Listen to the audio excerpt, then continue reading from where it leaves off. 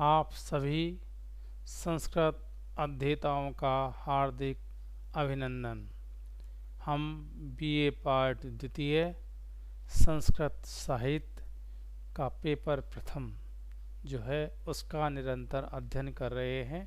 मैं डॉक्टर वीरेंद्र कुमार जोशी, सह आचार्य संस्कृत, गौरी देवी राजकीय महिला महाविद्यालय अलवर, राजऋषि भर्तृहरि मत्स्य विश्वविद्यालय का जो सिलेबस है बीए पार्ट द्वितीय संस्कृत साहित्य के प्रथम प्रश्न पत्र का, उसमें वैदिक साहित्य का इतिहास इस भाग का हम अध्ययन कर रहे हैं।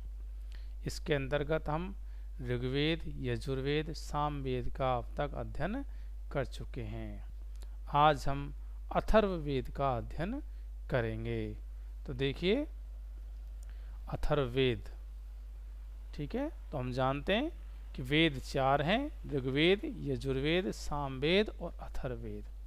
तो जो अथर्ववेद है, तो अथर्ववेद का सामान्य परिचय। तो देखिए वैदिक वाङ्मय में अथर्ववेद को परवर्ती काल में गौरव प्राप्त हुआ है। यानी कि हमें मानते हैं कि चतुर्वेद संहिता में अथर्ववेद अपने वैशिष्ट्य के कारण अन्यतम स्थान रखता है। ऋग्वेद, यजुर्वेद, सामवेद ये आमुषमिक फल प्रदान करते हैं, जबकि अथर्ववेद यही फल प्रदान करता है। ठीक है ना। अथर्ववेद का उद्देश्य क्या हो गया? ऐच्छिक फल की प्राप्ति भी है, ऐहिक फल की प्राप्ति भी है। ठीक है। इस वैदिक संहिता में विविध लौकिक नियमों का सुष्ठु समावेश किया गया है। जो वैदिक संहिता है इसमें विविध लौकिक विषयों का, ठीक है, उसका इसमें समावेश किया गया है। अथर्ववेद संहिता में संकलित मंत्रों का प्रयोग ब्रह्मा नामक ऋत्वि द्वारा यज्ञ के अवसर पर किया जाता है। ब्रह्मा यज्ञ का अध्यक्ष होता है।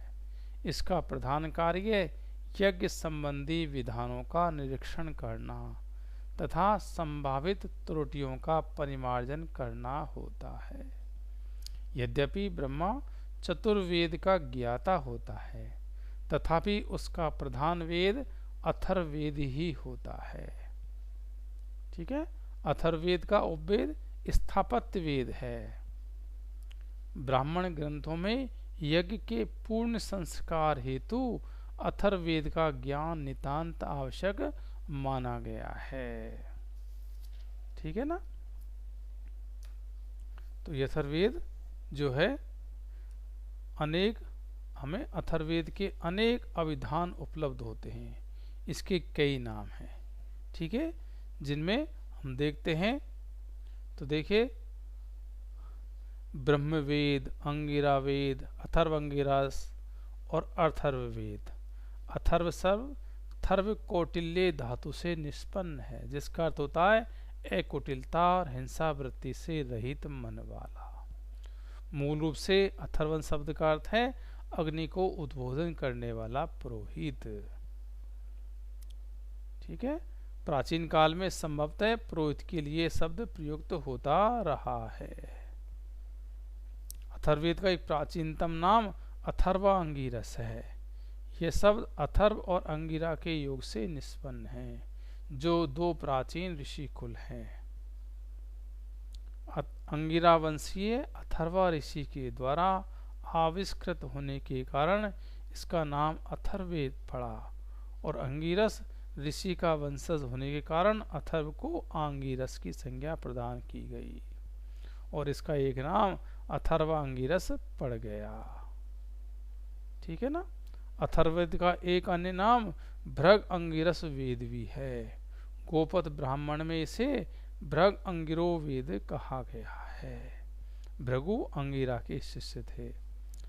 अथर्ववेद के प्रचार में भृगु का विशेष हाथ है, इसलिए इस वेद का नाम भृगवंगिरस पड़ा। ठीक है। अब जो हम देखते हैं अथर्ववेद की शाखाएं। अथर्ववेद पतंजलि ने महाभाष्य में अथर्ववेद की 9 शाखाओं का उल्लेख किया है। ठीक है ना। सायणभास, प्रपंच हृदय और चरणव्यूह में भी 9 शाखाओं का उल्लेख है। ठीक है, इनके नामों में थोड़ा थोड़ा अंतर दृष्टिगोचर होता है, किंतु आज केवल 2 शाखाएं ही उपलब्ध हैं, शौनक और पिप्पलाद। ठीक है ना, ये इस तरह से तो जो 2 शाखाएं उपलब्ध हैं वो शौनक और पिप्पलाद। तो पिप्पलाद शाखा, अथर्ववेद के पिप्पलाद शाखा के आविष्कर्ता पिप्पलाद ऋषि हैं। ठीक है, दूसरी जो है शौनक शाखा, आज का प्रचलित अथर्ववेद शौनक शाखा का है। अब इसका हमने ये एक तरह से सामान्य परिचय देख लिया। अब इसका हम प्रतिपाद्य विषय या वर्ण विषय के बारे में इसकी हम चर्चा करते हैं।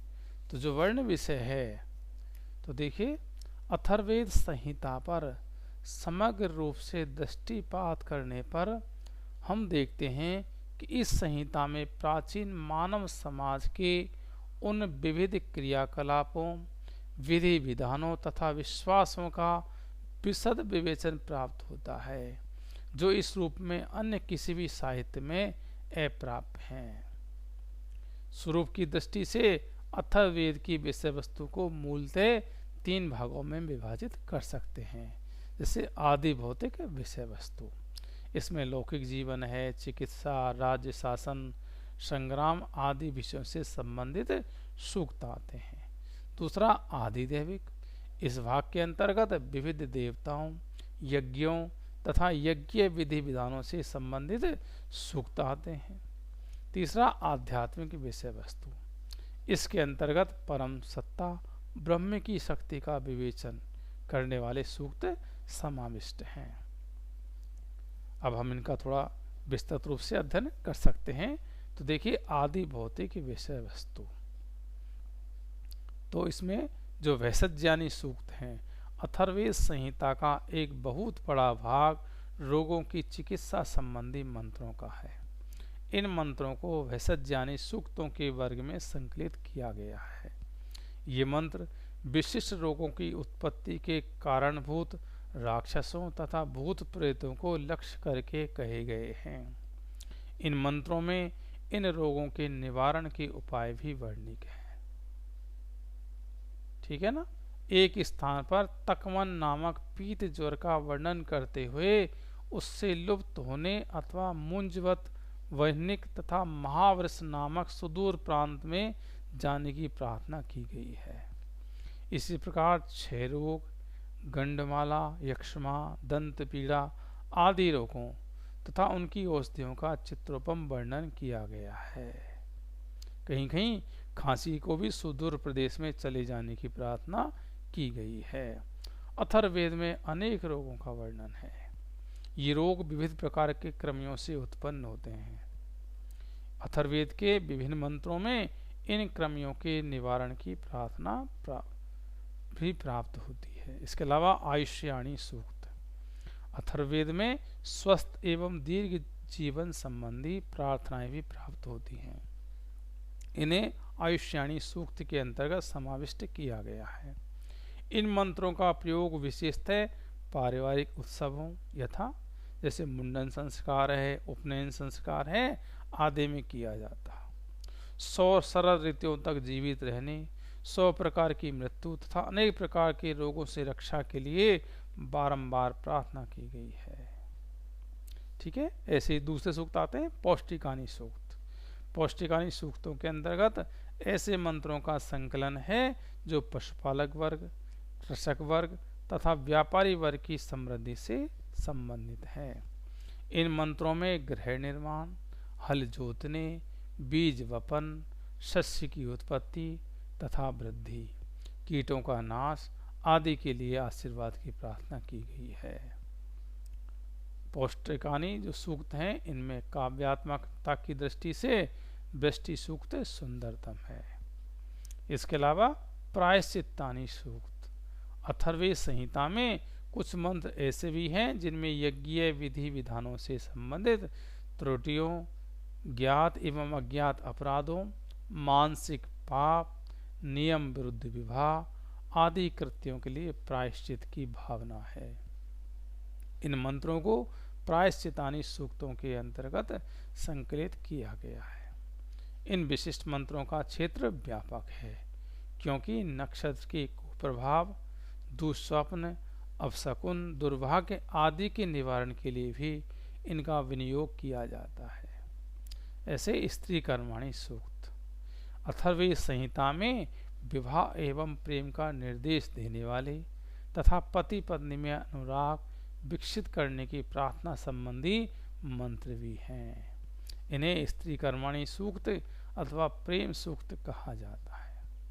इन मंत्रों में वर वधू के लिए शुभाकांक्षा संबंधी तथा गर्भिणी स्त्री, भ्रूण तथा नवजात शिशु की रक्षा से संबंधित भव्य प्रार्थनाएं हैं। अथर्ववेद संहिता का जो 14वां कांड है विशेष रूप से इसी भावना से आपूरित है। स्त्री कर्माणी सूक्तों के अंतर्गत ही ऐसे मंत्र भी आते हैं जिनके द्वारा जादू टोना, मारण, मोहन, उच्चाटन आदि अविचार कृत्यों की सिद्धि की जाती है। इसके अलावा राजकर्माणी सूक्त, देखिए अथर्ववेद में अनेक ऐसे सूक्त भी हैं जिनमें राजाओं की शत्रुओं पर विजय, युद्ध के दुंदुभी, शंख आदि उपकरणों का वर्णन है। इन सूक्तों को राजकर्माणी सूक्त कहा गया है। राजकर्माणी सूक्तों के अनुशीलन से तत्कालीन राजनीतिक स्थिति का अनुपम चित्र उपस्थित हो जाता है। इसी कारण अथर्ववेद को छत्रवेद भी कहा जाता है। राजकर्माणी सूक्तों के अंतर्गत दुंदुभी सूक्त सुंदरतम है। इसमें दुंदुभी के गंभीर नाद को सुनकर शत्रु पक्ष के त्रासन तथा मोहन की प्रार्थनाएं प्राप्त होती हैं। यह सूक्त उपमा तथा भाव सौष्ठव से युक्त वीर रसात्मक काव्य है। इसी प्रकार पृथ्वी सूक्त भी स्वद्वेष प्रेम का अति उत्तम उदाहरण है। इसमें मंत्र दृष्टा ऋषि ने माता तथा पुत्र के रूपक के माध्यम से अपनी उत्कट देशभक्ति का परिचय दिया है। वो कहता है, माता भूमि पुत्रो अहम पृथिव्या। मातृतुल्या पृथ्वी का महिमा गान करते हुए उसे मानव मात्र के लिए विविध प्रकार के धन्य धान आदि की प्रदात्री देवी माना गया है। जिस प्रकार माता दुग्धपान आदि के माध्यम से अपने पुत्र का निरंतर पोषण एवं संवर्धन करती है, उसी प्रकार यह पृथ्वी माता भी मनुष्य रूपी अपने पुत्रों के जीवन यापन हेतु विभिन्न जीवन उपयोगी वस्तुएं उपलब्ध कराती है। वस्तुतः पृथ्वी का गौरव अवर्णनीय है। यह पवित्र यज्ञों की कर्मस्थली तथा मानव जाति की रक्षिका है। इसलिए मंत्र दृष्टा ऋषि भी मंगल कामना करते हैं। अगला आदि दैविक विषय वस्तु, ये तो हमने पढ़ा आदि भौतिक विषय वस्तु के बारे में। और दूसरा बिंदु है आदि दैविक विषय वस्तु। अथर्ववेद में यज्ञ विधि विधानों का निर्देश करने वाले मंत्र भी संकलित हैं। यद्यपि यज्ञ संपादन से संबंधित क्रियाओं का विधिवत वर्णन यजुर्वेद संहिता का मूल प्रतिपाद्य है, तथापि अथर्व संहिता के कांड 16 में सोम यज्ञ के विधि विधान का विशेष रूप से विवेचन है। इस कांड में प्रसिद्ध कुंताप सूक्त भी है, जिसमें राजाओं की उदारता की प्रशंसा की गई है। कतिपय ऐसे यज्ञ भी वर्णित हैं जो अनेक दिन तक चलते थे, बहुत लंबे चलते थे। अगला बिंदु है आध्यात्मिक विषय वस्तु। ब्रह्मण्यानी सूक्त। आध्यात्मिक विषय वस्तु से संबंधित सूक्तों के अंतर्गत अथर्ववेद संहिता के ब्रह्मण्यानी सूक्त विशेष रूप से महत्वपूर्ण है। इन सूक्तों में जगत के मूल तथा परम तत्व ब्रह्म का स्वरूपात्मक तथा कार्यात्मक विवेचन है। इसी आधार पर अथर्ववेद संहिता को हम ब्रह्मवेद भी कहते हैं, इस नाम से भी जाना जाता है। ब्रह्मण्यानी सूक्तों में गंभीर दार्शनिक तत्वों का विस्तृत विवेचन प्राप्त होता है। परम सत्ता को विविध संज्ञाएं दी गई हैं। यह सर्वोच्च सत्ता काल नाम से, जगत, पृथ्वी तथा दिक् की उत्पादिका तथा नियंत्रिका है। इसी प्रकार काल ही जगत का परम तत्व स्वीकार किया गया है। इस प्रकार हम देखते हैं कि कांड जो 13 है उसकी रोहित सूक्त में सूर्यस्त वीर्य के प्रतीक रोहित का वर्णन है। यह रोहित वस्तुतः ब्रह्म का ही प्रतीक है। अन्यत्र ब्रह्म को जगत के समस्त पदार्थों का आश्रय एवं अधिष्ठाता होने के कारण स्कंभ कहा गया है। ब्रह्म के लिए उच्छिष्ट अभिधान का भी प्रयोग किया गया है। दृश्य प्रपंच का निषेध करने पर जो वस्तु अपशिष्ट रहती है उसे उच्छिष्ट कहा गया है, और समस्त जागतिक पदार्थों की उत्पत्ति उच्छिष्ट से ही मानी गई है। व्रात्य कांड अथर्ववेद की सोनक शाखा का कांड 15वां जो है व्रात्य कांड कहा जाता है। इसके विपरीत पैपलाद शाखा की उपलब्ध अपूर्ण संहिता में कांड 18 के 27वें सूक्त में मात्र 6 मंत्र ऐसे हैं जो व्रात्य से संबंधित हैं। व्रात्य पद के अर्थ के संबंध में भिन्न भिन्न मत हैं। संभवतः द्विजवंशोत्पन्न संस्कारहीन व्यक्ति को व्रात्य कहा जाता था। तांड ब्राह्मण ग्रंथ में व्रात्यों की वेशभूषा आदि का वर्णन प्राप्त होता है। इस प्रकार हम देखते हैं कि व्रात्य आर्यों की एक अर्ध सभ्य शाखा ही थी जो वैदिक संस्कारों को नहीं मानती थी। इसके विपरीत अथर्ववेद संहिता में व्रात्य पद का लाक्षणिक अर्थ ग्रहण किया गया है। इस अर्थ के अनुसार व्रात्य ब्रह्म है जो सांसारिक नियमों से रहित है। इसी ब्रह्म का स्वरूप तथा उससे उत्पन्न सृष्टि क्रम का व्यवस्थित वर्णन अथर्ववेद के व्रात्य कांड में प्राप्त होता है। अथर्ववेद के जो ये सूक्त हैं, इन सूक्तों में जिन सूक्ष्म तत्वों का निर्देश प्राप्त होता है वस्तुतः ये ही तत्व कालांतर में उपनिषदों की आधार भूमि रहे हैं। ठीक है ना। इस तरह से हम देखते हैं कि जो अथर्ववेद है, अथर्ववेद का जो वर्ण विषय है, तो हमने देखा कि इसमें अनेक रोग निवारण अनेक मंत्र संकलित हैं। ठीक है। इसमें जैसे कुष्ठ रोग है, पलित रोग है, उनकी चिकित्सा के लिए भी श्यामलता के लिए प्रार्थना की गई है, उनसे प्रार्थना की गई है। ठीक है ना। इसमें स्वास्थ्य एवं दीर्घायु के लिए भी अनेक प्रार्थनाएं हैं। कुछ सूक्त ऐसे भी हैं जिनमें अनिष्ट निवारण है, और पशु पक्षियों जो हम पढ़ चुके हैं उनके लिए भी कामना की गई है। ठीक है ना। इसके अलावा हम देखते हैं कि जो दार्शनिक सूक्त हैं, तो अथर्ववेद में जो आध्यात्मिक और सृष्टि रचना विषयक जो सूक्त संकलित हैं वो बहुत ही महत्वपूर्ण हैं। ये हमारी जो उपनिषद परंपरा है और आगे जो भारतीय दर्शन का जो विकास हुआ उसमें एक प्रमुख घटक साबित हुए हैं। यहाँ पर अथर्ववेद में परम ब्रह्म को सत और असत दोनों का कारण बताया गया है। कहा गया कि वह ऊपर नीचे आकाश में सब जगह व्याप्त है, उसने ही पृथ्वी और आकाश को उत्पन्न किया गया है। ऐसा हम इसमें देखते हैं। ठीक है ना। इसके अलावा अथर्ववेद में विज्ञान भी मिलती है। वैदिक युग में विज्ञान के विभिन्न अंगों का विकास प्रारंभ हो गया था। अथर्ववेद में आयुर्वेद के विषय में विवेचन से यह भी पता चलता है कि उस समय विज्ञान विकसित अवस्था में था। अथर्ववेद के पंचम कांड में लाक्षा का वर्णन आया है। यहाँ बताया गया है कि लाख किसी वृक्ष का निस्यंद नहीं बल्कि वह कीट विशेष है। कीट अश्वत्थ, नेग्रोध, धव, खदिर आदि वृक्षों पर रहते थे और लाख को उत्पन्न करते थे।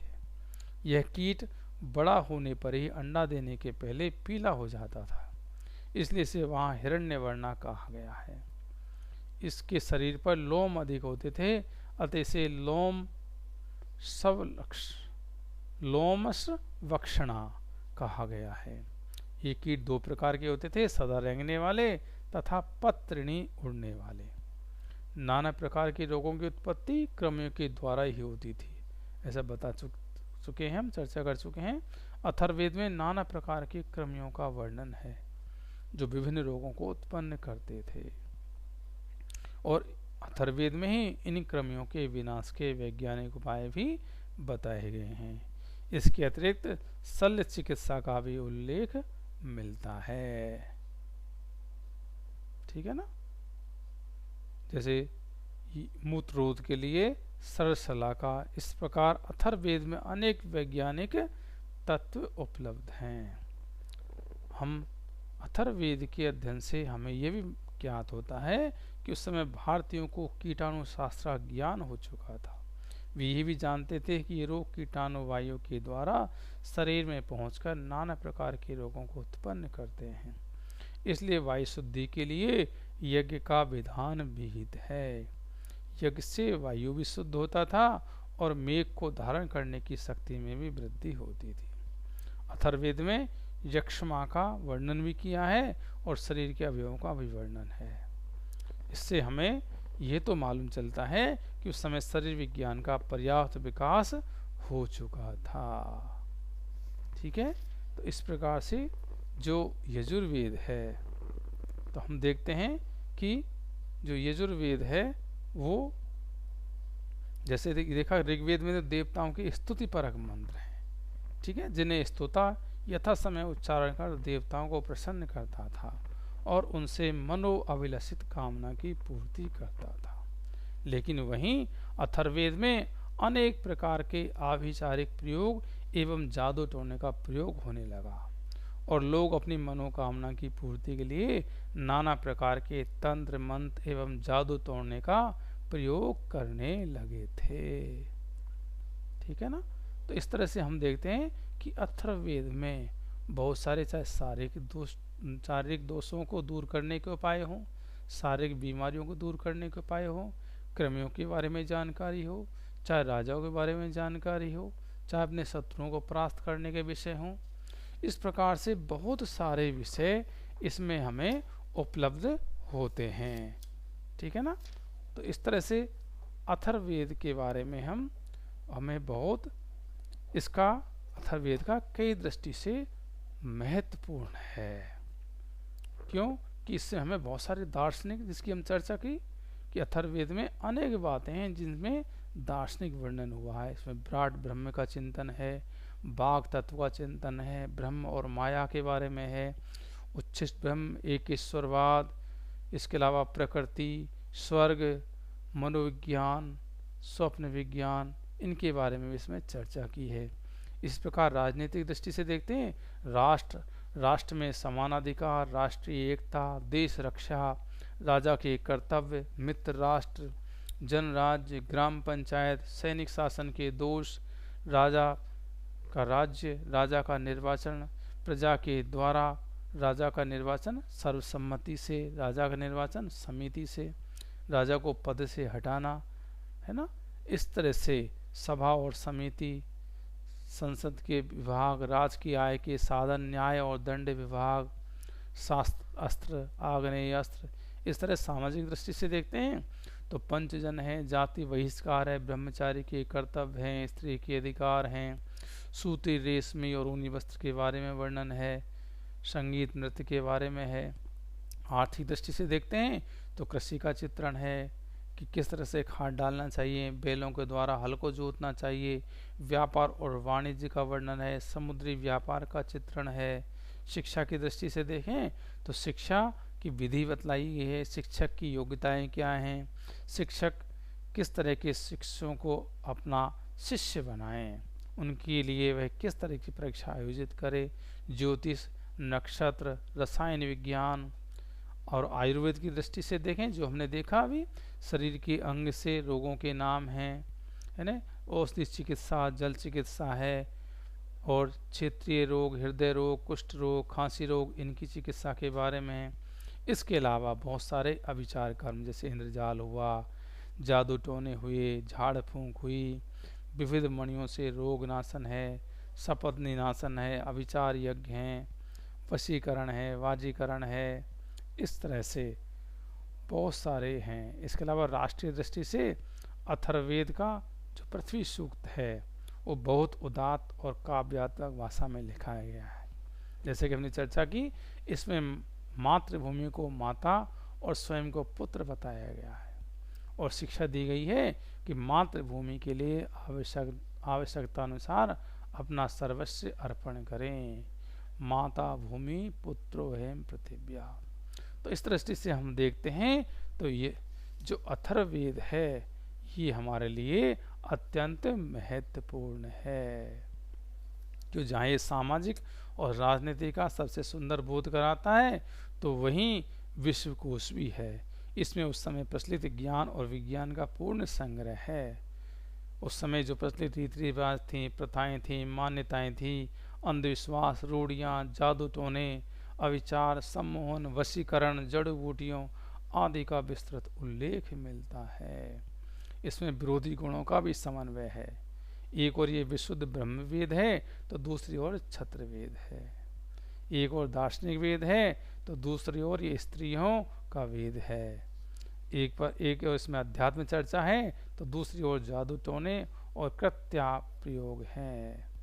यह सार्वजनिक या जनता का वेद है। यह इसलिए यह सर्वोत्तम और प्राचीनतम है।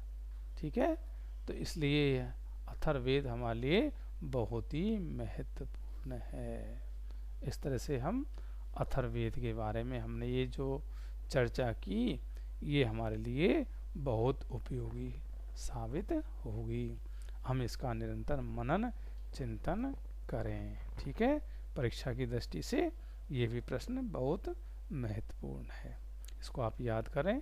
ठीक है ना। जयतु संस्कृतम जयतु भारतम।